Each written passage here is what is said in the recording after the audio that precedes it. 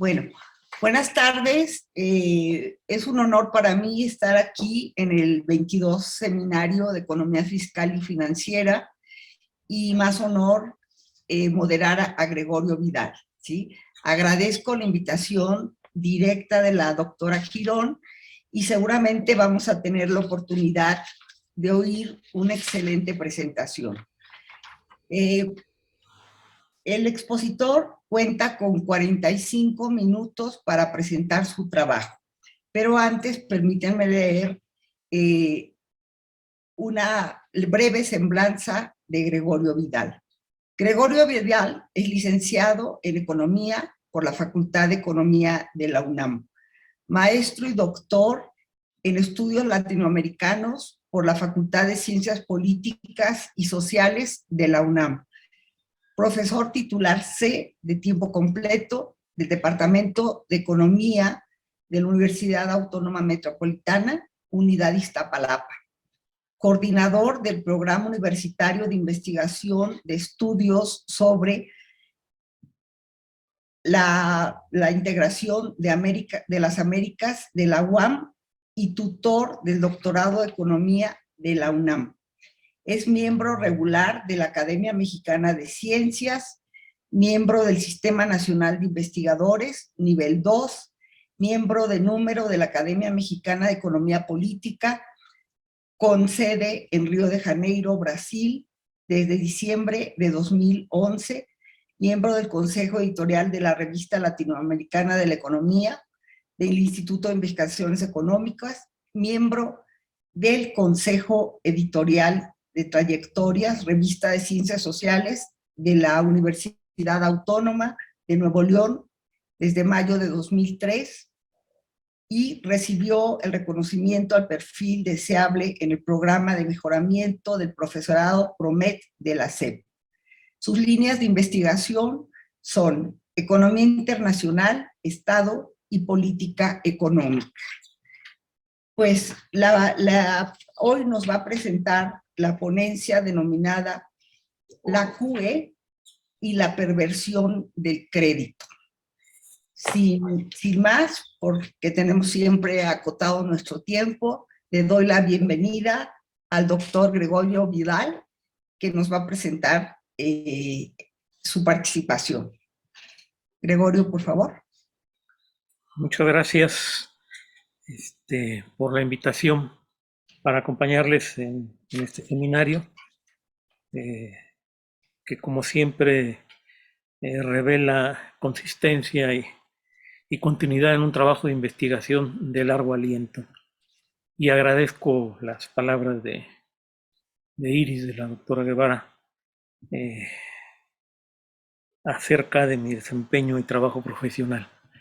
Bien, efectivamente decidí titular este papel como la QE, la flexibilización cuantitativa y la perversión del crédito. Entiendo que el tema del estudio, el análisis del crédito, aparece como un tema central a lo largo de todos los trabajos que están organizando este debate, y en tal sentido me parece que resulta particularmente pertinente las ideas que quiero compartir con ustedes en un ánimo de desatar una discusión fuerte al respecto.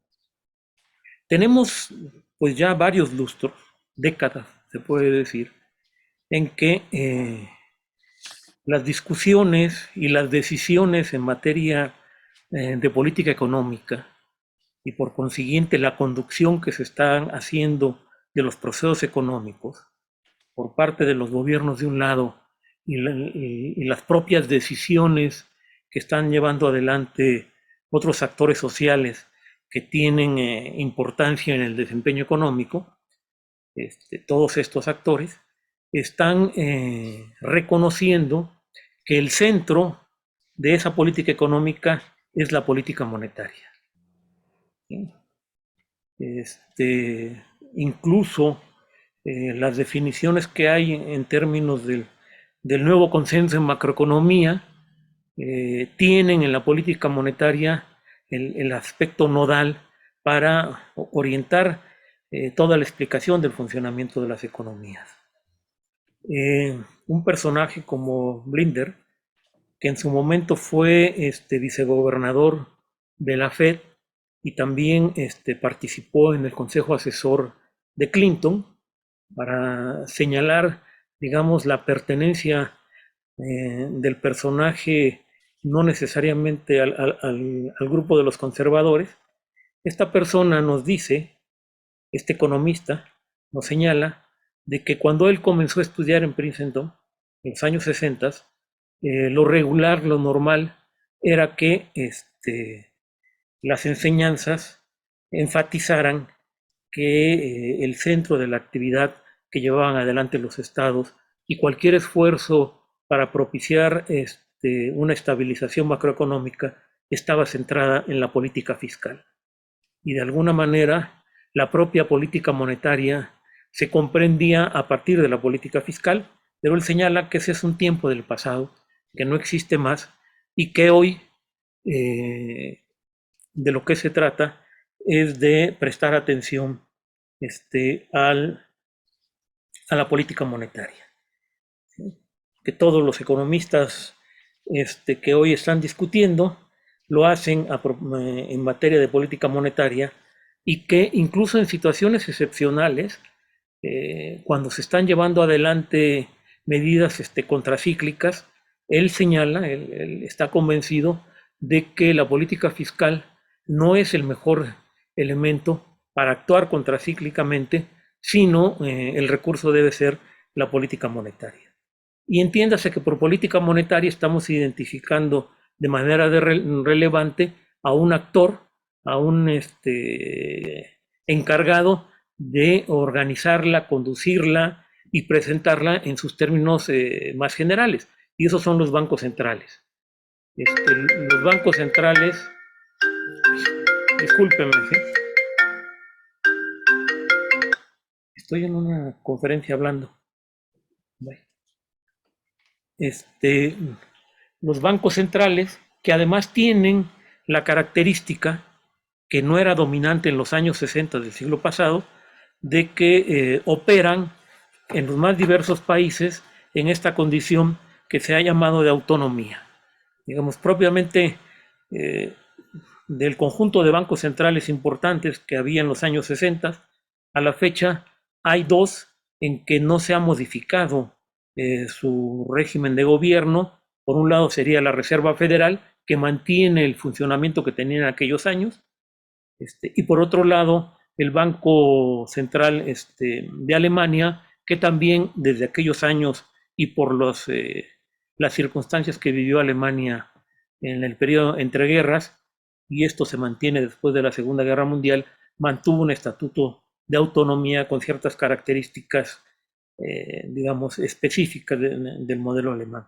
Pero el resto de los principales bancos del mundo efectivamente pasaron a una situación de autonomía. Entonces, estamos diciendo que es el encargado de llevar adelante esta política monetaria, y efectivamente los elementos claves de esa política monetaria conciernen al tema del manejo de la tasa de interés. Pues, esto retengámoslo, dejémoslo ahí. Debo decir que a la opinión de Blinder se pueden agregar otras opiniones semejantes, también de economistas que son reputados en términos académicos o reconocidos como es el caso de Blinder, que se dice que tiene particular significación. En el caso de Inglaterra tenemos a Paul Fisher, que ha sido miembro del Comité de Política Monetaria de ese país, que también sostiene posiciones semejantes, que reivindica este papel de la política monetaria. Desde otra perspectiva, pero atado al mismo cuerpo de argumentos, tenemos las posiciones de otro personaje que sigue siendo influyente a la fecha, que tuvo mucho peso otra vez en los gobiernos de Clinton. Es el caso de Larry Summers, quien lo que ha venido planteando desde tiempo atrás es el hecho de que el mundo ha alcanzado una situación en la que se tiene pues la libre movilidad de los capitales, y esta libre movilidad de los capitales es una condición para que las economías funcionen en bienestar, y debe ser una condición que debe mantenerse sin ninguna duda, bajo ninguna restricción.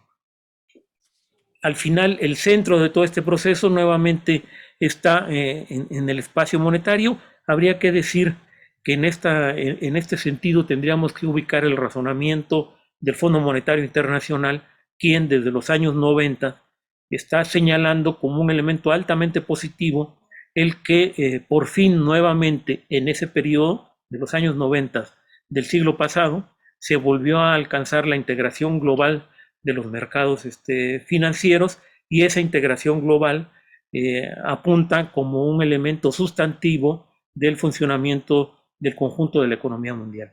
En el punto de vista del Fondo Monetario Internacional, lo que es particularmente destacable es el hecho de que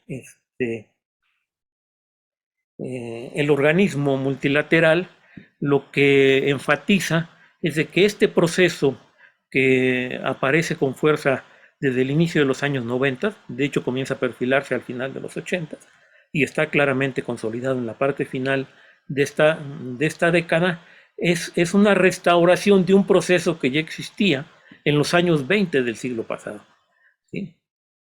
Que habrá que recordar que es la época en que se da la reconstrucción del patrón oro, y que también es una época en donde avanza con gran fuerza la movilidad internacional de los capitales, y aparece, digamos, un proceso que, guardando las diferencias notables, tiene la característica de hacer posible esta libre movilidad de los capitales.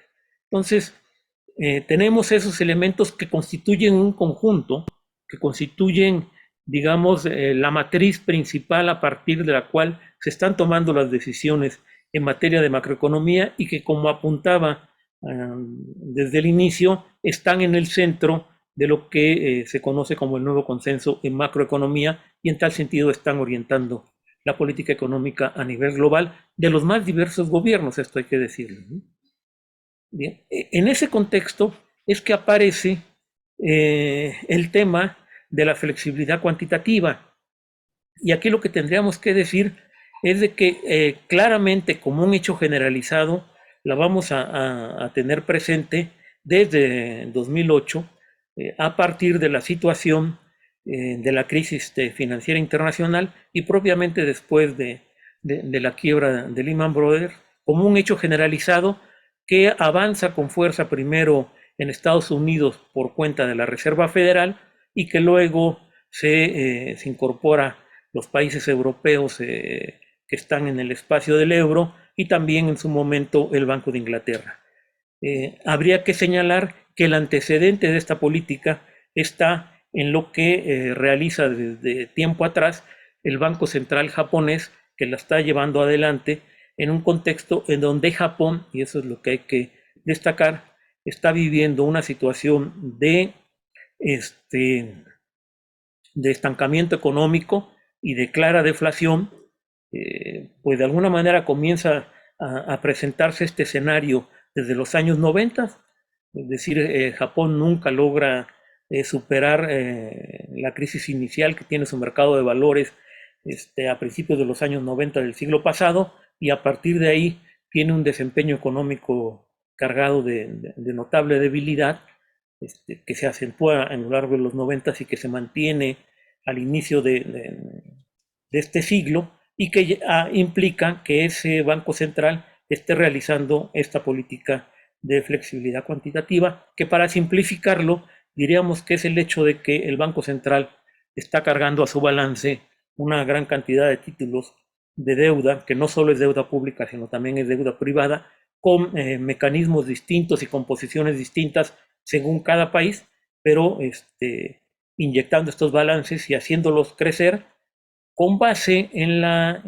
idea de que por esta vía se logrará un reforzamiento de los mercados financieros, se inyectará recursos, se dará movilidad a estos mercados, y también se abaratará el crédito y por la vía de abaratar el crédito es que las economías encontrarán los mecanismos para el crecimiento, ¿no? Hay que decir que este abaratamiento del crédito se da en un contexto, que ese es el otro componente de esta política acomodaticia en términos monetarios, que es de la reducción de las tasas de interés que pronto llegan a una situación de tasa cero en una gran cantidad de economías y nuevamente cierta teoría convencional nos dice que en condiciones de tasas de interés cercanas al cero o cero, pues los actores reaccionarán y estarán contratando el crédito. Al final lo que se nos está diciendo es que por esta vía es que se estabilizará las economías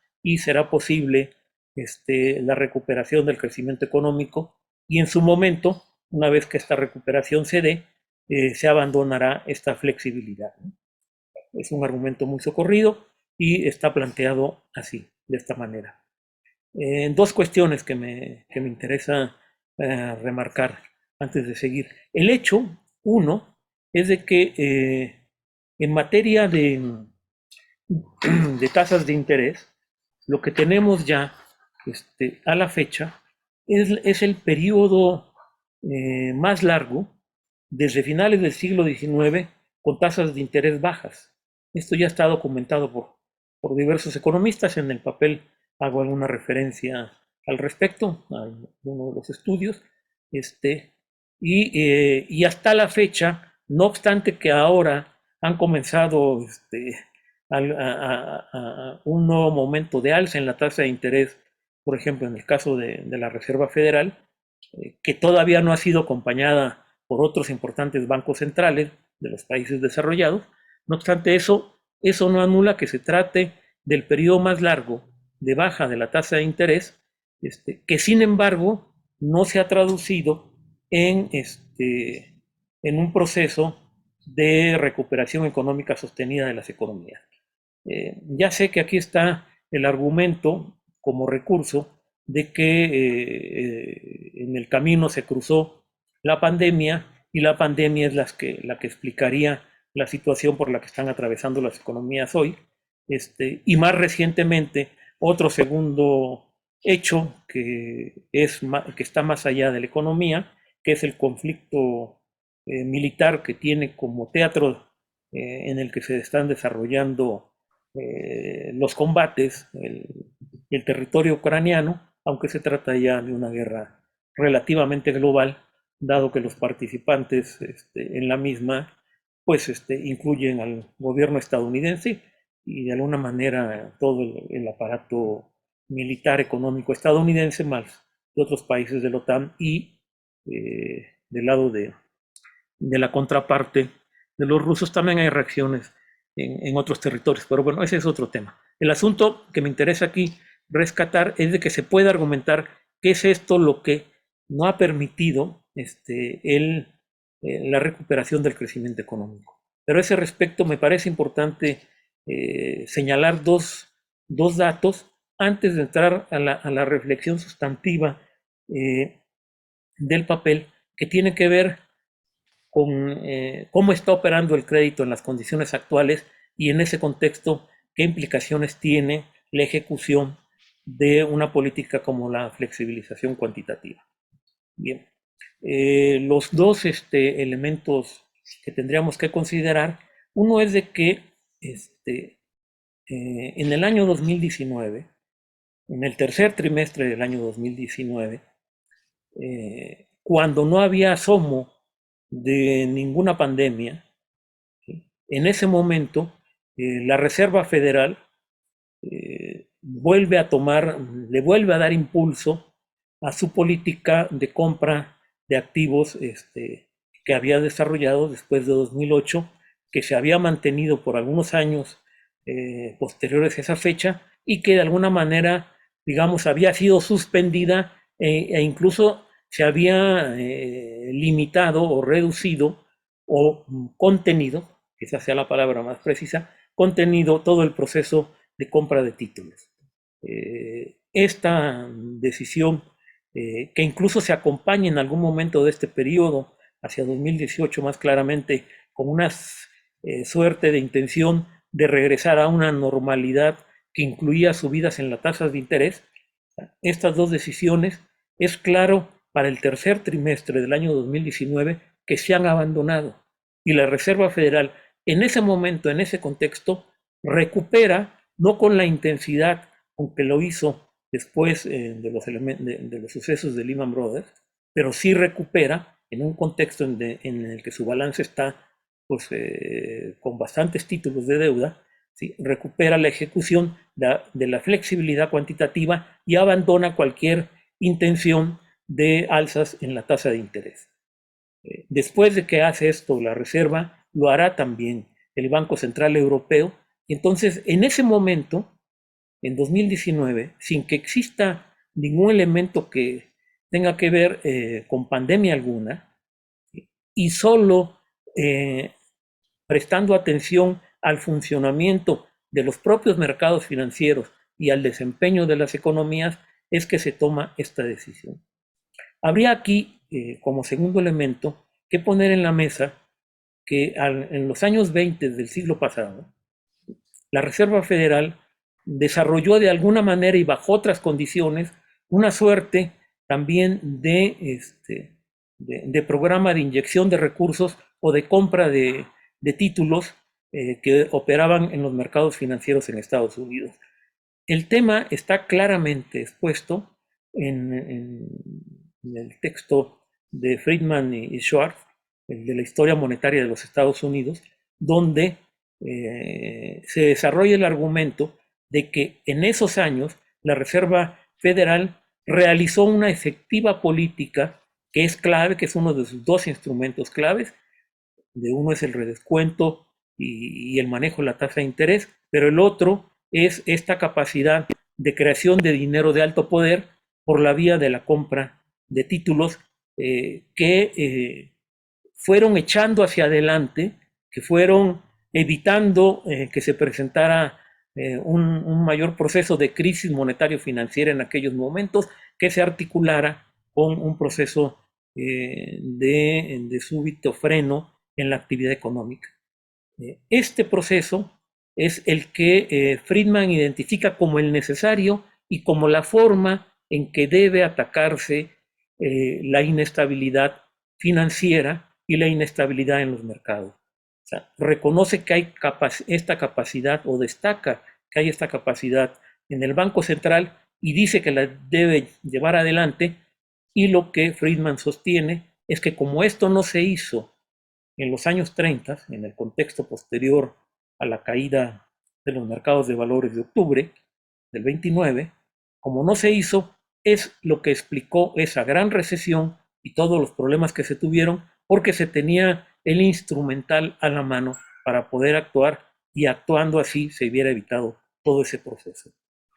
Lo que quiero colocar entonces, este es el segundo elemento, pero entonces teniendo en cuenta los dos, es de que uno, la inestabilidad financiera y las dificultades para el que el crecimiento económico se mantuvieran estaban presentes desde el año 2019, revelando que todo lo que se había hecho en materia de ejecución de política monetaria no había resuelto los problemas de fondo, y que en tanto no se había mantenido sistematicidad en el uso de otros instrumentos de política económica, y en particular no se llevaba adelante una política fiscal agresiva y sistemática que influyera sobre todo desde el lado de la inversión, en la medida en que eso no se hacía, no se había resuelto el problema, y en ese contexto había que volver a aplicar las medidas que se habían estado realizando antes, y esto encuadra precisamente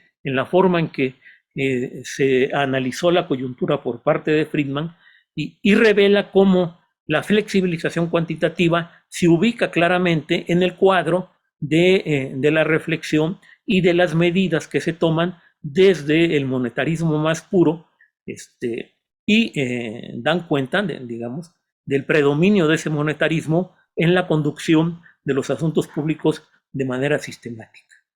¿Sí? El punto lo puedo señalar yo reflexionando, pero diversos autores, Werner, por ejemplo, que está reflexionando todo el tema de la flexibilización cuantitativa, teniendo como economía de referencia la economía japonesa, ¿sí? Él reivindica exactamente este señalamiento que estoy planteando, de que la flexibilización cuantitativa aparece como el medio más pertinente en el contexto de funcionamiento de las economías en años recientes, que son economías abiertas, con libre movilidad de capitales, ¿sí? Para actuar en los mercados financieros, que tiene una eficacia mayor que incluso la baja en la tasa de interés, y que esta adquisición de títulos por parte de los bancos centrales es el mecanismo para estabilizar las economías, ¿sí? Y es un mecanismo que se sitúa claramente en el espacio del monetarismo. Él concluye con fuerza ese argumento para empujar la ejecución de esa política y, y entonces, digamos, defenderla desde esa visión, ¿no? Yo agregaría, para completar el cuadro, de que, digamos, todo este proceso que estoy señalando se da en un contexto en donde, pues, ya hace largo tiempo, lo notable en la dinámica de lo que podríamos llamar los mercados financieros internacionales, o sea, los elementos que explican la dinámica de estos mercados y el propio operar de estos mercados, habría que decir que siempre estamos hablando de operaciones transfronterizas, ¿sí? O sea, porque siempre son operaciones que tienen origen en algún espacio nacional y que desbordan ese espacio nacional y se ubican en diversos otros espacios nacionales como operaciones en gran parte realizadas por no residentes, que tienen en ese sentido esta característica transfronteriza y que efectivamente involucran la participación de múltiples actores. Todo esta dinámica, estos mercados, están profundamente, digamos, articulados y que además tienen algunos centros neurálgicos, algunos centros relevantes, importantes, tienen la característica de que gran parte de las operaciones se explican por motivos financieros y son resultado de transacciones financieras. Gran parte de las operaciones se realizan como los mecanismos para que los actores participantes logren machear, logren consolidar, logren empatar sus propias operaciones de balance. ¿Sí? Y se sitúan en ese sentido única y exclusivamente en el ámbito financiero. ¿Sí?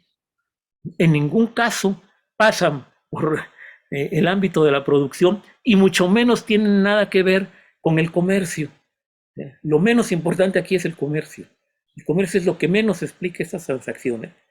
El punto está nuevamente destacado en la propia literatura producida por los organismos financieros internacionales. El BIS se refiere a ello y lo plantea como un problema que debe atenderse y resolverse, sin que ello implique que el funcionamiento de estos mercados desaparezca. Pero entonces, ¿qué es lo que quiero comenzar a plantear? Lo que tenemos aquí es un largo proceso en el que los actores principales de los espacios financieros van desnaturalizando su manera de ser, su comportamiento, y van incorporando nuevos comportamientos, ¿sí?, que alteran profundamente las condiciones en que se ejerce el crédito. Hoy es claro de que si nosotros intentamos leer los balances de los bancos, pues las operaciones fuera de balance constituyen un aspecto sustancial, y estoy hablando de bancos comerciales como tal. Pero a la hora en que incluso vemos la parte normal de su balance, nos vamos a encontrar que los procesos claves que atraviesan ese balance por todos lados incluyen una multitud de procedimientos de titulación, una multitud de manejos de títulos de deuda, y propiamente la gestión del crédito, de ese crédito directo que daba la banca a empresarios, a pequeños productores, incluso que daban la banca para consumo y todo eso se ha modificado radicalmente y la propia manera en que los bancos están operando se ha modificado de manera radical. ¿Sí? Entonces, ese es el proceso clave que está en el fondo y que tiene en la ejecución de la flexibilización cuantitativa un punto notable de ampliación, de desarrollo, en la medida en que lo que tenemos es que el Banco Central está participando en lograr dotar a los mercados financieros de la capacidad para que estos sigan operando, se recuperen, ¿sí? Obtengan beneficios sin que esto se relacione en lo más mínimo de manera expresa con ninguna decisión en términos de financiamiento de la inversión, ¿sí? Y mucho menos de financiamiento de la inversión productiva.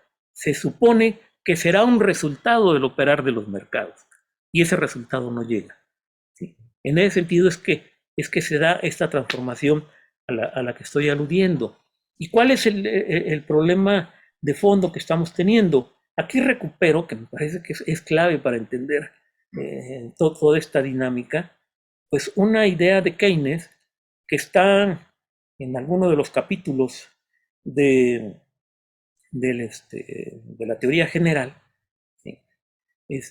En donde él está realizando una exposición crítica que realiza con muchas precauciones, digamos, con prudencia, con mucha contención, de lo que denomina la teoría clásica de la tasa de interés, ¿sí? Lo primero que observa Keynes es que en ese momento era difícil encontrar una suerte de exposición sistemática de esa teoría, ¿sí? Pero que en dado caso, la neoclásica lo que tiene, y a eso se refiere, lo que tiene como elemento clave que explicaría el tema de la tasa de interés y que sigue estando en el corazón del funcionamiento o de cómo se encara hoy el problema de la tasa de interés, en primer lugar por los bancos centrales, es que existe una suerte de tasa de interés natural o neutral o de equilibrio, ¿sí? Y eso explica una multitud de decisiones que están tomando, en primer lugar, los bancos centrales. Y lo que Keynes hace es que refuta radicalmente esa idea. Esa idea no es sostenible, ¿sí? Esa idea no tiene que ver con los elementos que definen el funcionamiento de la tasa de interés. Los elementos que definen están por otro lado, están en otro territorio, y sí tiene que ver, en ese sentido, la acción de aquellos actores sociales que tienen capacidad de generar dinero y por consiguiente de aquellos actores sociales que tienen capacidad de generar crédito. Al final, en el fondo, lo que tenemos es de que el crédito no es una cantidad cerrada. Las economías capitalistas funcionan desde mucho tiempo atrás en condiciones en que van generando los mecanismos de crédito que les son imprescindibles para seguir operando en la medida en que hay un conjunto de actores, no solo los bancos centrales, con capacidad de creación de dinero, ¿sí? Creación de dinero que está profundamente articulada con la propia expansión del crédito. Entonces, así tenemos operando a los mercados, ¿sí? Así tenemos el hecho que tendríamos que recuperar de que el dinero es producto social, el dinero no es una mercancía, ¿sí?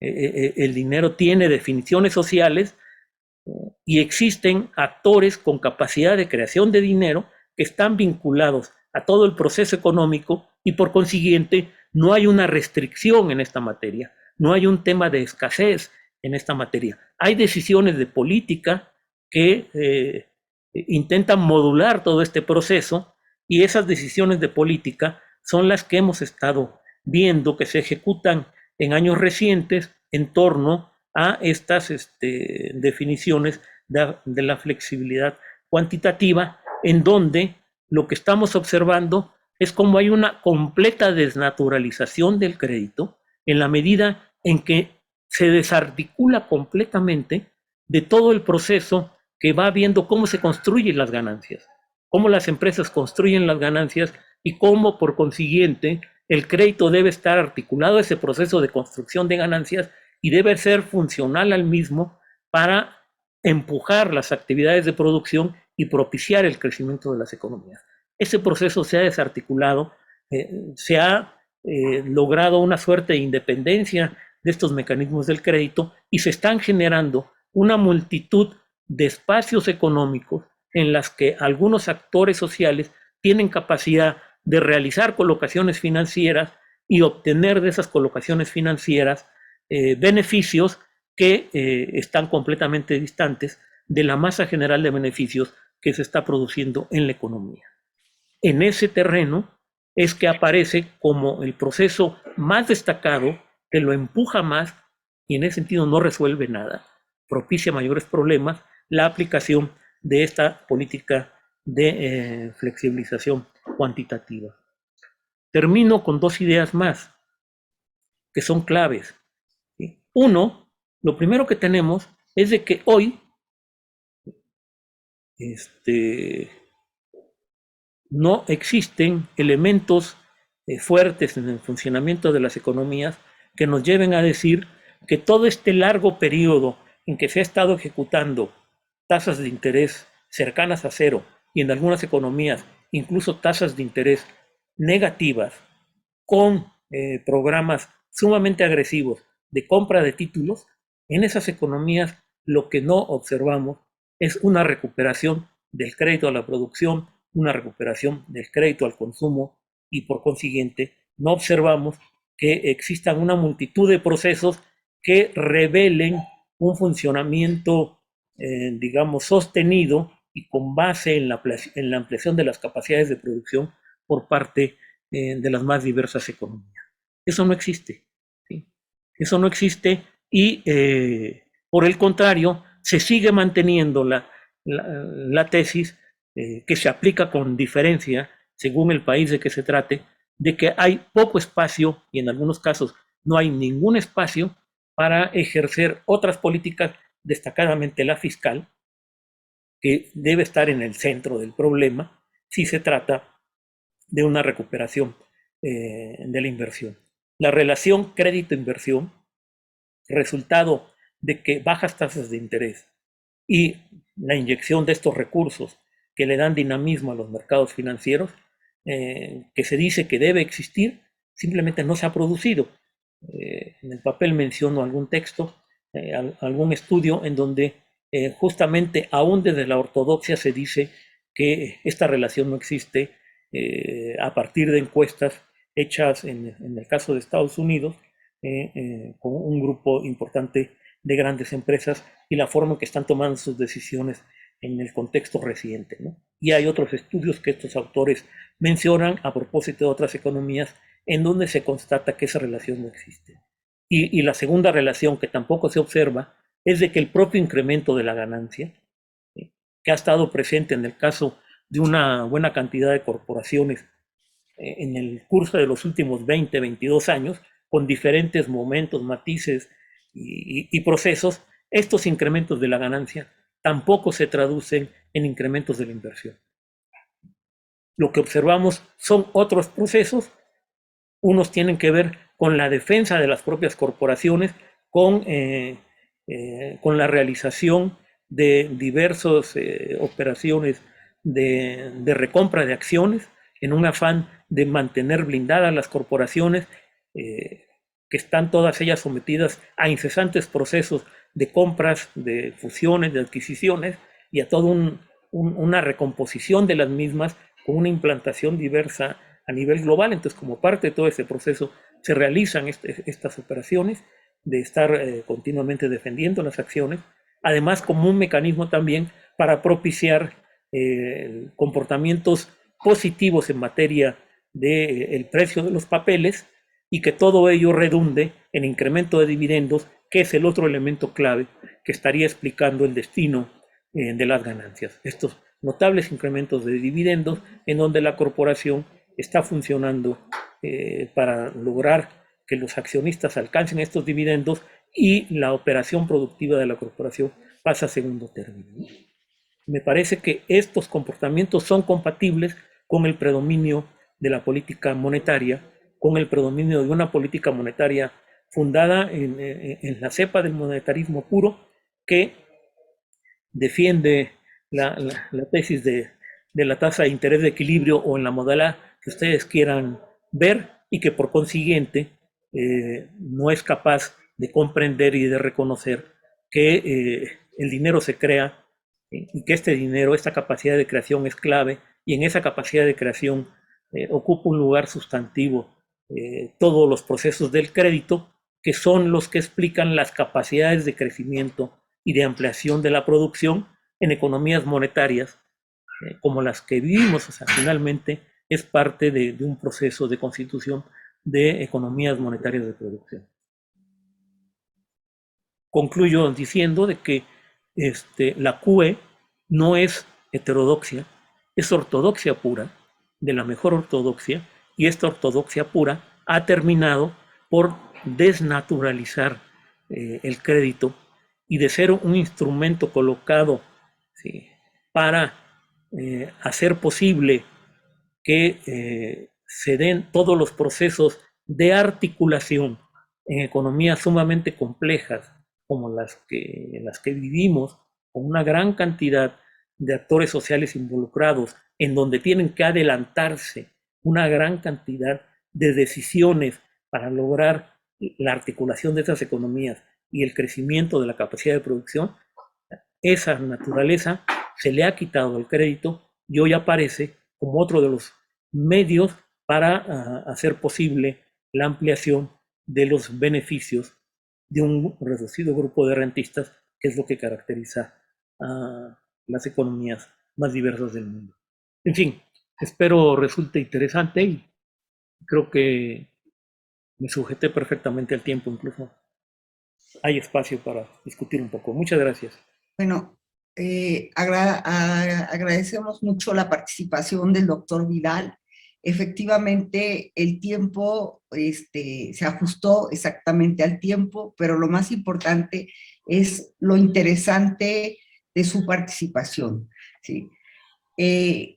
Yo al conocer su trabajo, al leerlo y eso, me costaba, se me hacía difícil participar precisamente porque creo que como economista es difícil entender, o probablemente a mí todavía me cuesta trabajo entender esta irracionalidad de la teoría monetaria, ¿sí? O sea, parece que todo lo que debería ser la economía, ¿sí? O sea, los objetivos de la economía en cuanto al desarrollo de una sociedad, entre la vinculación entre los procesos de producción, de circulación, se pierden totalmente. Y este capital financiero que se ha vuelto hegemónico, ¿sí?, nos ha llevado a una economía que hace muchos años ya había quien se refiriera a ella como una economía casino, ¿no? O sea, una economía donde unos cuantos obtienen dinero a partir de más dinero, ¿sí? Pero donde se han perdido los objetivos de lo que debería ser una economía en la cual pudiera haber un desarrollo mínimamente adecuado, oportuno para el conjunto de la población, ¿sí? Entonces, la exposición del doctor Vidal es interesantísima porque precisamente vemos cómo a partir de la crisis del 2017 se recrudecen ciertos procesos, en lo cual la lógica ya no tiene nada que ver con los procesos de producción, ¿no?, de generación de valor, ¿no? Y también bien vemos cuando analizamos algunos elementos de la economía mundial, como hay unas regiones del mundo donde se produce valor y plusvalor, ¿sí?, pero que no se apropian de la riqueza generada, ¿sí?, y que precisamente fluye en cuanto a ámbitos del capital, al capital dinerario, ¿sí? Entonces resulta que ha habido un proceso de empobrecimiento, se ha incrementado la desigualdad a nivel de las sociedades, precisamente porque los que se encargan del dinero, ¿sí? Los bancos, no solamente los bancos en general, sino los bancos centrales, tienen como meta algo muy limitado, ¿no? Que es precisamente el controlar la moneda, ¿sí?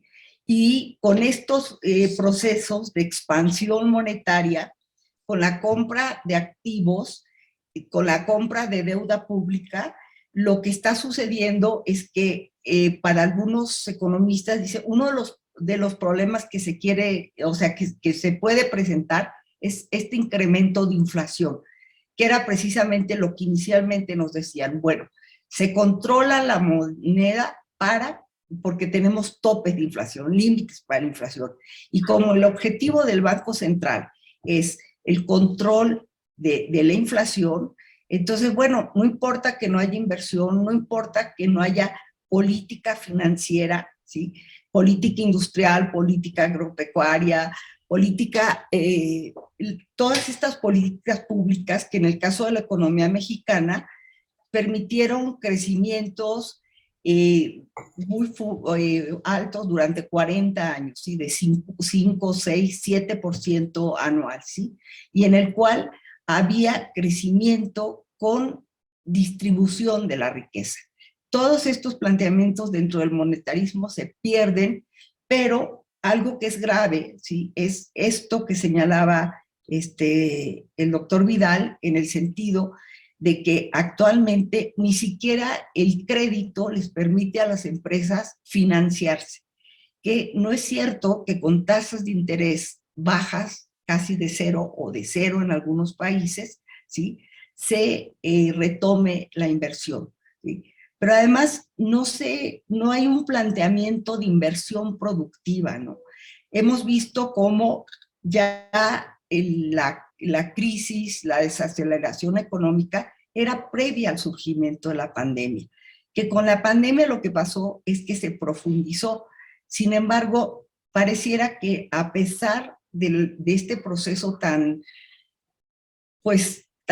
agresivo que se ha vivido con este virus, se sigue con las mismas políticas, con las mismas políticas monetarias, sin tener sensibilidad de lo que está pasando, ¿no? De tratar de reubicar, de no ajustarse a los planteamientos monetaristas para poder hacer que las economías crezcan, que se desarrollen, ¿sí? Entonces, yo creo que la exposición del doctor Vidal es interesantísima porque precisamente lo que nos deja ver es cómo hemos entrado a una trampa, ¿no?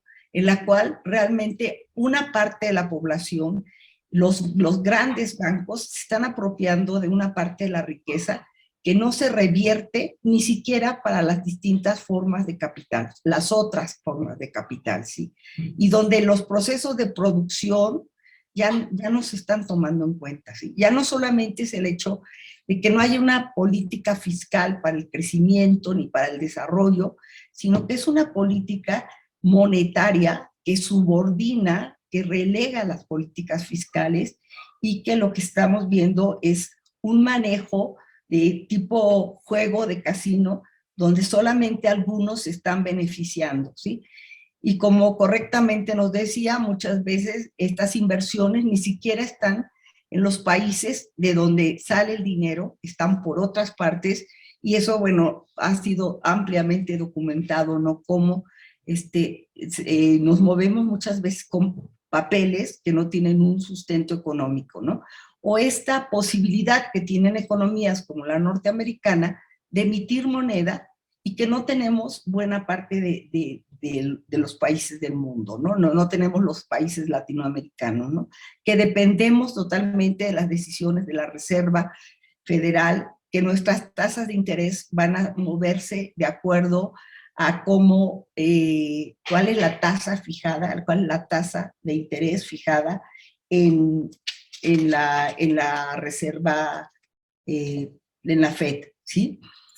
Entonces, este dinero que se dice es un dinero de alto poder, sí, pero es un dinero que no permite, no impacta al conjunto de la economía, ¿sí? Este, esta flexibilidad cuantitativa es el predominio total de la moneda, ¿sí?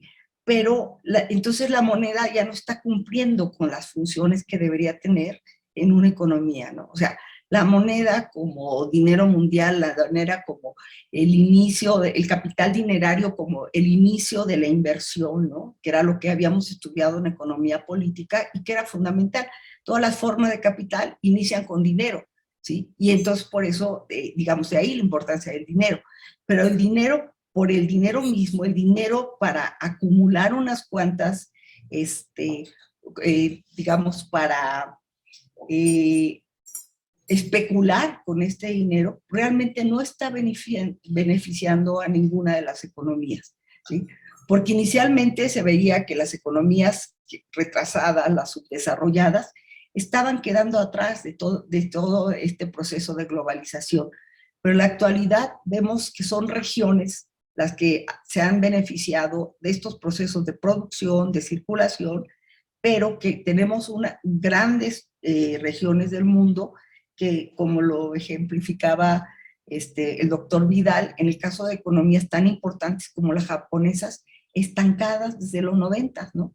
Que no están realmente en crecimiento, que no han avanzado, ¿sí?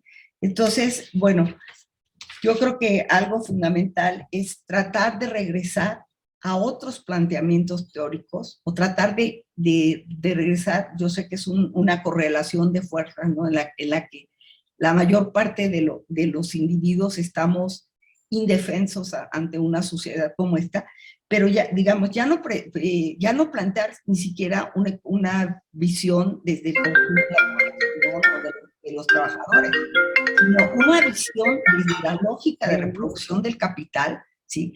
Las otras formas de capital No, en la casa estoy no todo. tienen capacidad No es de posible, no. incrementar su inversión para poder mejorar la tasa de ganancia. En el caso de México, estos últimos años es por una cuestión de tipo político que no se incrementa la inversión. Pero esta de no incrementar la inversión no es única, no se da solamente en nuestro país, sino se da en las distintas regiones del mundo, ¿no? Entonces, se ha perdido la esencia de lo que es la economía política y, por supuesto, de lo que debería ser la crítica de la economía política, y se ha pasado a un tipo de generación de valores desvinculados de los procesos económicos reales, ¿sí? Entonces, bueno, yo no tengo más que agradecer esta brillante exposición del doctor Vidal y dar la palabra a alguno de los compañeros que quiera participar, que quiera hacer comentarios, ¿sí? Sí, ¿Sí? sí, a mí me gustaría hacer un comentario muy breve y después para que cerrara el doctor Vidal. Él ya seguramente está viendo en el chat las preguntas, pero sí me gustaría bueno, destacar cómo lo que él comentó de una manera muy breve. Uno, que pues el quantitative easing está bajo ciertos supuestos, que uno, el primer lugar es la escasez del dinero. El segundo, él dice, bueno, el dinero no es una mercancía, es una relación social. Tercero, yo agregaría que está bajo el supuesto de que primero es el ahorro y después la inversión, que es es un pensamiento totalmente neoclásico. Y cuarto, él destaca la importancia del Banco Central y el papel en la política monetaria. Por último, agregar la importancia que le da el doctor Vidal en relación a la tasa de interés, y yo agregaría que también la tasa de interés es una fuerza a nivel también de cómo la Reserva Federal maneja la tasa de interés y cómo obliga en algunas ocasiones a subirla o bajarla o muchas veces a devaluar la moneda en función de sus intereses. Y yo quisiera nada más comentar el caso de Japón, cuando entre el año 83 y 84, en los acuerdos de Plaza, cuando tuvieron una reunión allí, el Fondo Monetario Internacional con Japón y los grandes países en ese momento, ¿verdad? Cómo obligan a Japón a sobrevaluar su moneda y cómo de alguna manera esta sobrevaluación de la moneda impacta totalmente encarece totalmente las carteras vencidas de las grandes empresas japonesas y también pues de todos los que participan en el sistema de crédito japonés, encarece, caen en bancarrota y también se obliga indiscriminadamente a un proceso de deflación, con lo cual, a pesar de que en los últimos años, hace 10 años, bueno, cuando inicia el gobierno de Abe, plantea las 3 flechas, pues lamentablemente Japón no ha logrado crecer a tasas de 1 dígito o de 2 dígitos y siguen con la tasa de interés cero. Ese sería todo mi comentario y muchísimas gracias, doctor Vidal. Y bueno, pues le pasamos el micrófono. Sí, no sé, Gregorio, si prefieres leerlas, si tú ves las preguntas ahí o prefieres que se lean. No se oye, no hay audio. El micrófono. Perdón, lo que sea más útil para toda la audiencia, pues, digo, yo las he estado viendo aquí, pero pues probablemente a lo mejor si vas comentando una por una o las que tú consideres relevantes, es pensando en la exposición que hiciste, en el orden de la exposición, pero como tú creas, ¿eh? O sea, si nosotros también las podemos ver aquí, pero... si las ven todos, pues ya las pudieron haber leído. Digamos, yo tendría una consideración importante a propósito de las primeras preguntas de Demetrio Rojas. Él se refiere al tema del capital ficticio y hace una referencia expresa a Marx. Digamos, yo no quiero entrar aquí a un debate de la fuerza de Marx y, en fin, la significación de su pensamiento. El otro día en otra mesa redonda dije algo de lo que estoy profundamente convencido. Todos los que hacemos alguna indagación en materia de los procesos sociales e intentamos explicarlos, todos somos, digamos, tenemos una restricción que es el tiempo que nos tocó vivir y los problemas que enfrentamos. ¿Sí? Y entonces hay problemas que no podemos imaginar en el pasado, ¿no? Hoy tenemos una seria preocupación porque advertimos que hay un riesgo de guerra nuclear. ¿Sí? Y nadie en el siglo XIX pudo pensar algo semejante. Y el siglo XIX estuvo lleno de guerras, ¿sí? En particular de guerras que se desarrollaban en Europa, no solo en Europa, porque en el siglo XIX también hay que recordar todos los procesos de colonización de países europeos, de África y de zonas de Asia. O sea, fue un siglo caracterizado por constantes y diversos conflictos militares, político-militares, porque siempre son político-militares, ¿no? Pero nadie pudo imaginar que eso implicara la posibilidad de que la especie humana desaparezca, y hoy sí tenemos que razonar con eso, porque está ahí. Ese es un problema de nuestro tiempo, ¿sí? Yo puse el ejemplo de los años 20 para decir cómo se estaba aplicando una política semejante por parte de la Reserva Federal, utilizando su capacidad de inyectar recursos, o sea, de comprar títulos en los mercados financieros. Esa política no tenía ninguna relación ni ninguna proporción con lo que estamos viviendo ahora, ¿sí? O sea, algo que marca una diferencia notable entre los 20 y ahora es que hoy las economías monetarias de producción tienen una verdadera dimensión mundial. Y esa dimensión mundial no existía en los 20, mucho menos existía en el siglo XIX, ¿sí? O sea, el concepto de Marx de capital ficticio que es un concepto importante y todo, él lo refiere a un hecho excepcional, a un proceso que especifica comportamientos particulares y de un segmento del capital, como para él también es, es un comportamiento particular la organización de la propiedad en sociedad por acciones. Y desde ahí desarrolla la idea de que a la hora en que esté enfrentando el problema de la ganancia, dice que en la construcción de la ganancia empresarial, la lógica del dividendo sale porque el dividendo obedece la lógica de la tasa de interés, pero todo lo ve como elementos particulares, específicos, digamos, reducidos a un pequeño segmento de la sociedad que no necesariamente es el que explica la dinámica global. Hoy las cosas son completamente diferentes. Entonces tenemos que razonar y tenemos que plantearnos las preguntas a partir de los procesos que hoy estamos observando. Y en esos procesos que estamos observando, algo que aparece con fuerza es, de hecho lo estoy haciendo, es una crítica a quienes construyen la política monetaria pensando que la tasa de interés es el resultado del operar de un mercado. No, no, para nada. ¿Sí? En ese sentido es que no hay tasa de equilibrio. ¿Sí?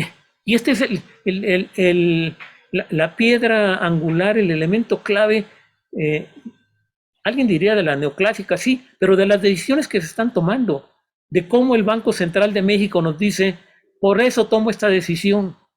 ¿Sí? Y a eso le añado el hecho de que dice que generar mucho dinero, o sea, imprimir dinero, es lo que genera la inflación. Señores, no, es que la inflación obedece a otros procesos radicalmente diferentes. La pregunta que uno se tiene que hacer es, ¿por qué cuando pongo por delante esa explicación, o sea, cuáles son los objetivos que verdaderamente intento defender, qué intereses estoy defendiendo y qué segmentos del capital efectivamente se están defendiendo? ¿Sí? En ese sentido, es de que ha habido una multitud de procesos en donde, digamos, incluso empresas, y ese es el punto clave, empresas que están arraigadas en la producción, que pueden ser, por ejemplo, las mayores automotrices del mundo, esas empresas están operando y funcionando con decisiones en donde las ganancias obtenidas no se utilizan para ampliar capacidades de producción, sino se utilizan para mantener la fortaleza de la empresa, evitar que sea sometida a procesos de fusiones y adquisiciones, y esto siempre acompañado de lograr el mayor dividendo para los accionistas. Ese comportamiento es un comportamiento nuevo, sistemático, que está alcanzando el conjunto de las empresas. Ese no lo tenían, había empresas transnacionales hace 40, 50 años, pero no tenían ese comportamiento. Eso es un elemento nuevo y tenemos que explicarlo así y tenemos que decir qué implicaciones tiene, qué significa y cómo altera todo el funcionamiento de las economías. Ese es, digamos, el afán que guía mi reflexión, ¿sí? Efectivamente, colocando sobre la mesa, y con esta idea acabo, el hecho de que, o sea, la economía no es una ciencia de la escasez. ¿Sí? Eso es lo primero que nos metieron. Y eso es neoclásica pura. ¿Sí? Smith nunca se planteó estudiar sociedades promovidas a partir de la escasez. ¿Sí? No, le interesa indagar cómo se produce la riqueza de las naciones. ¿Sí? Eso es nuestro objeto de estudio, es la riqueza de las naciones, cómo la estamos produciendo y bajo qué mecanismos sociales se distribuye esa riqueza. ¿Sí? Y lo que digo yo es de que desde hace mucho tiempo esa riqueza se produce en economías monetarias, ¿sí?, que por consiguiente son economías articuladas desde el crédito, ¿sí?, en donde el dinero se crea para hacer posible todos los intercambios, pero en algunos momentos, ¿sí?, ese proceso efectivamente se transforma, ¿sí?, se dan independencias, se dan rupturas y aparece un pequeño sector de la sociedad que está obteniendo beneficios a partir de movimientos financieros que solo se explican financieramente, ¿sí?, y que ellos buscan que se mantengan y se reproduzcan. Y lo que estoy afirmando es de que esos intereses son los que están prevaleciéndose cuando se está ejecutando la flexibilización cuantitativa. Esos intereses son los que están prevaleciéndose cuando se practica una política de baja de la tasa de interés de referencia acompañada de flexibilización cuantitativa y de no nada más, ¿sí?, porque no hay otras cosas más. Si hubieran otras cosas más, quizás hasta esto funcionaría diferente, ¿sí? Entonces, creo que es una discusión efectivamente relevante, es una discusión sustantiva, porque concierne a elementos que afectan nuestra vida, ¿no? Y con ese afán lo planteé y espero que podamos seguir discutiendo, porque entre otras cosas, esto tiene que ver con lo que pasa en México. O sea, no es un problema de la FED, ¿sí? Es un problema de lo que pasa en México, y con esto acabo, en un país en donde se supone que hay un gobierno que busca transformar las cosas. Entonces, ya sé que esta último no tendría que haberlo dicho, pero bueno, como nunca me aguanto, lo planteo porque ahí tenemos una materia de reflexión más importante. Muchas gracias y por su atención sobre todo. Bueno, creo que por el tiempo, pues tenemos que agradecer otra vez a la exposición tan interesante de Gregorio Vidal e invitarlos para mañana que se reinicie el seminario, ¿sí? No sé si hay algo más que agregar. Creo que se quedan muchas cosas pendientes de discutir, de hablar, de comentar, y creo que ha sido muy rica la ponencia que hoy nos presentó el doctor Vidal. No sé si alguien quisiera, Alicia, si hay algo más que Sí. agregar. Sí, no, pues únicamente agradecerle al doctor Vidal, ha sido excepcional su plática, muy interesante, coincidimos en mucho, en todo lo que ha mencionado. Y bueno, yo quisiera invitarlos mañana a las 9 de la mañana a una plática que es sobre financiamiento al desarrollo y financiarización en economías en desarrollo y mercados emergentes. La va a dar Jan Toporowski. Posteriormente habrá un panel que sea titulado Rearticulación del nuevo orden monetario y carteras vencidas en Japón, India, China, países de Asia, Pacífico y Medio Oriente. Y posteriormente,